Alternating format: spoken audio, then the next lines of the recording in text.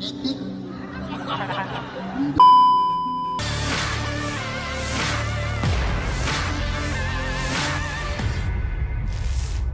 Video potongan pernyataan Capres Prabowo Subianto dengan ucapan endasmu etik saat rakornas tertutup mendapat sorotan dari publik. Satu di antaranya, Capres nomor urut 3 Ganjar Pranowo yang juga turut mengomentari viralnya video tersebut. Ganjar mengatakan dari video tersebut, masyarakat bisa menilai seperti apa sosok calon pemimpin negara dari karakternya. Hal itu disampaikan Ganjar di Pondok Modern Sirojul Munir, Kota Bekasi, Jawa Barat pada Sabtu 16 Desember kemarin. Di sisi lain, Ganjar juga meminta semua pendukungnya menggunakan kalimat yang baik. Ia mewanti-wanti semua pendukungnya tidak menggunakan cara-cara kampanye hitam dan kampanye negatif. Mantan Gubernur Jawa Tengah ini juga berpesan kepada semua pendukungnya agar tidak terpancing saat dituding soal hal apapun.